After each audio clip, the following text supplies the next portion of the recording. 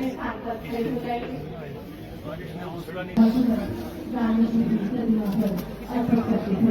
Sir उधर आइए।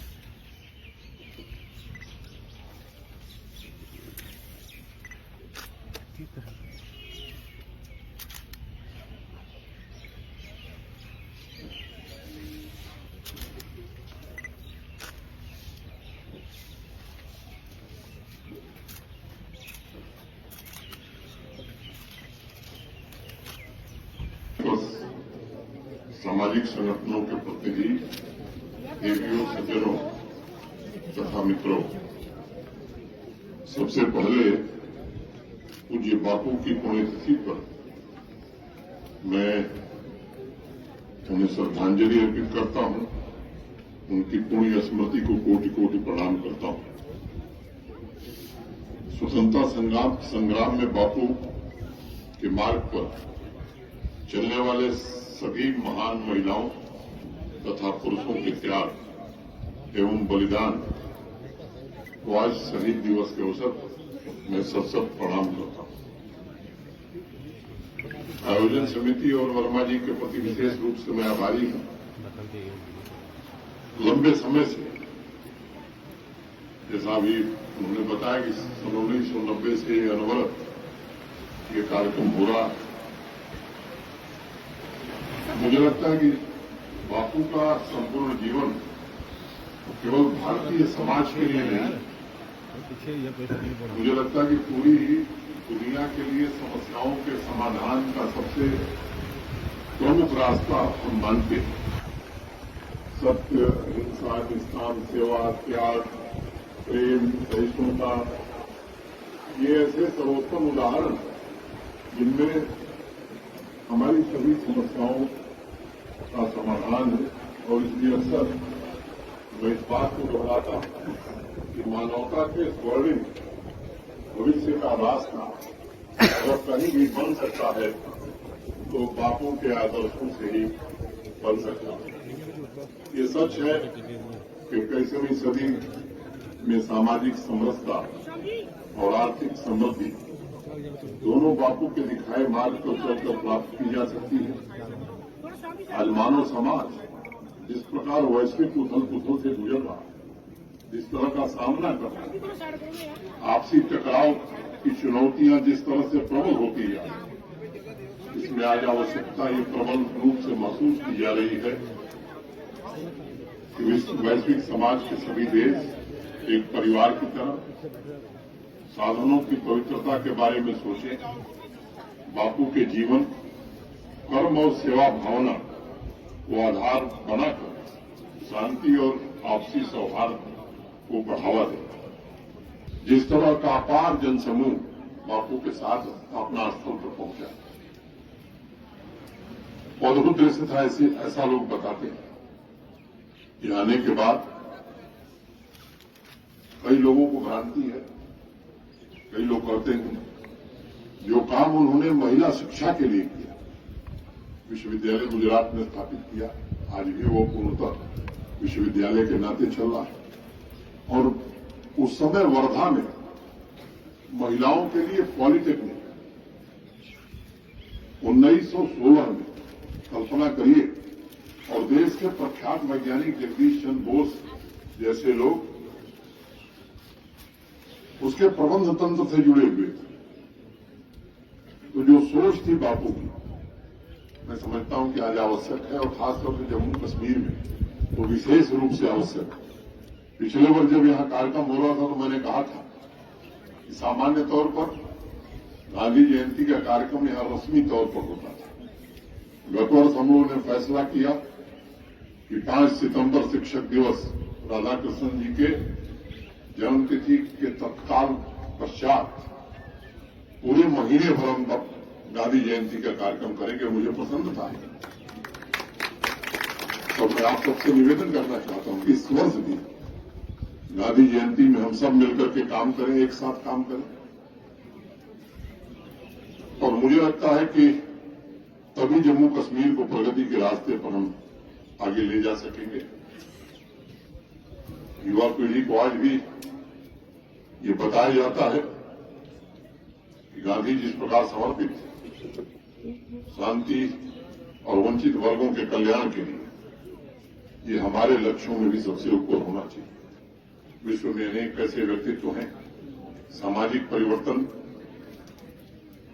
के तमाम ऐसे उदाहरण जिन्हें बापू ने प्रभावित किया है। बापू अक्सर कहते थे व्यक्ति की समस्त विद्वता और ज्ञान ये दोनों निरर्थक है यदि चरित्र का निर्माण एवं विचारों में सामंजस्य स्थापित वो नहीं कर पाता। मुझे विश्वास है कि जब जब विश्व को टुकड़ों में देखा जाएगा, जब भी निराशा का दौर आएगा, तो निश्चित रूप से प्रकाश की किरण बापू के जीवन मूल्यों से ही मिलेगी। सामाजिक न्याय और आर्थिक न्याय के बिना हम आजादी के असली मूल्यों को नहीं समझ सकते। महात्मा पुस्तक में बापू का एक संदेश है जिसमें उन्होंने कहा कि नारी को सबल कहना अपमानजनक है। यह पुरुषों का नारी के प्रति अन्याय है। इसलिए आज मेरा आग्रह होगा आप सबसे कि नारी शिक्षा, उसके रोजगार के समान अवसर, निरंतर आर्थिक तथा अन्य प्रकार से उनके विकास के रास्ते अधिक से अधिक उन्हें सक्षम बनाने में आज आवश्यकता है कि हम सब पूरा समाज मिलकर के काम करें। ये हम सबका दायित्व है। व्यवहारिक जीवन में महिला पुरुष असमानता को समाप्त करना, मैं समझता हूं कि जम्मू कश्मीर का पुनर्निर्माण इस रास्ते हो सकता है। भयमुक्त, भ्रष्टाचार मुक्त समाज के संकल्प को सिद्ध करने के लिए हम सब मिलकर के काम करें। समाज के प्रत्येक नागरिक की जिम्मेदारी है इस संकल्प से जुड़े। अंत में मैं पूज्य बापू को पुनः स्मरण करूंगा, उनकी पुण्य स्मृति को प्रणाम करूंगा।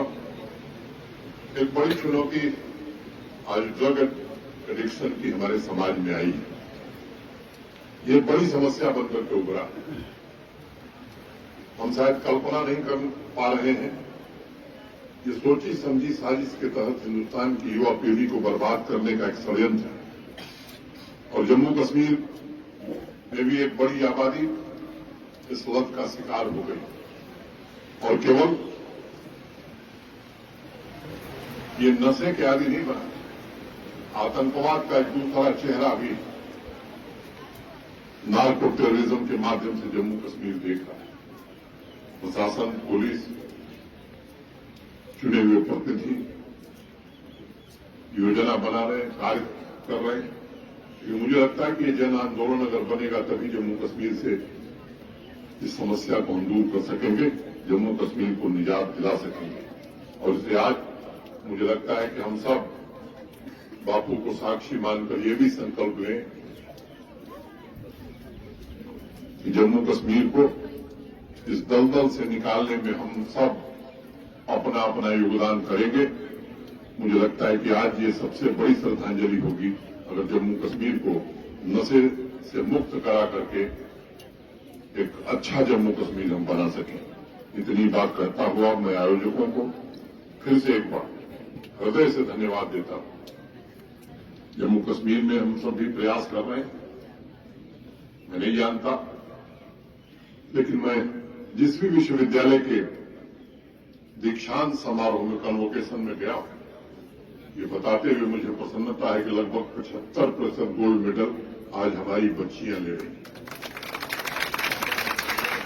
सामान्य परिवार से निकली हुई हमारी बहनें सेल्फ हेल्प ग्रुप के माध्यम से जिस तरह से जम्मू कश्मीर के विकास में, आर्थिक विकास में योगदान कर रही हैं,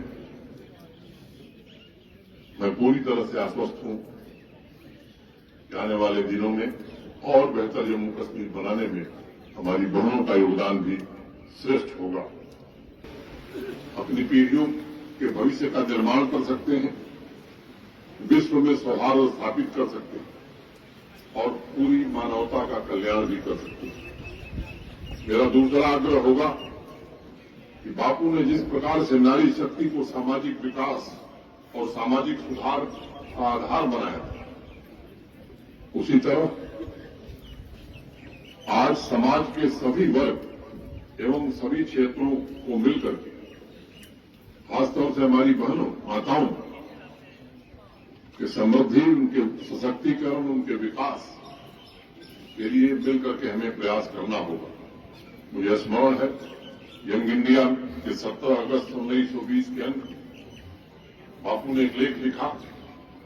स्त्रियों के अधिकारों के सवाल पर उन्होंने किसी तरह का समझौता कभी स्वीकार नहीं किया और उन पर ऐसा कोई कानूनी प्रतिबंध नहीं लगाया जाना चाहिए, ये बापू का, जो पुरुषों पर न लगाया जाता है।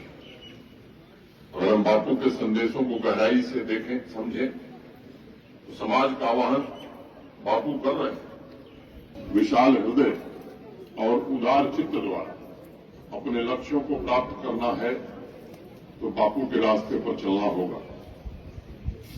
16 मार्च 1947 को बापू ने हरिजन के एक अंक में लिखा था, जिस प्रकार एक पेड़ पर लाखों पत्तियां होती हैं, उसी प्रकार ईश्वर एक है और धर्म अनेक है। बापू का स्पष्ट मत था कि मानव गरिमा की रक्षा, समानता, सामाजिक न्याय, सर्वधर्म समभाव, वंचित वर्गों का कल्याण, महिलाओं तथा युवाओं के अधिकार, इन सभी मौलिक हितों को संरक्षित रखना, एकता की भावना से काम करना किसी भी राष्ट्र के लिए परम आवश्यक है। मुझे लगता है कि जब दक्षिण अफ्रीका से बापू आए, आप में से अनेक लोगों को मालूम होगा, वहां भी उन्होंने एक विद्यालय की स्थापना की थी। स्वयं उस विद्यालय को देखते थे। वापस आने के बाद चंपारण जाने के पहले जो उनका सार्वजनिक कार्यक्रम हुआ, वो वाराणसी में हुआ। वहां पंडित मदन मोहन मालवीय जी काशी हिंदू विश्वविद्यालय की स्थापना बसंत पंचमी के दिन करना चाहते थे। वहां लोग बताते हैं कि मुगल सराय रेलवे स्टेशन से जब बापू पैदल चले, बापू जब पढ़ने गए, पता नहीं आप में से कितने लोगों को मालूम है, बापू बहुत पढ़े लिखे व्यक्ति नहीं थे। डिग्री के हिसाब से बहुत लोग जानते हैं कि उनके पास लॉ की डिग्री थी, लेकिन ये हकीकत नहीं है। उनको प्रैक्टिसिंग लॉयर का सर्टिफिकेट मिला था। लेकिन उसका दूसरा पक्ष देखिए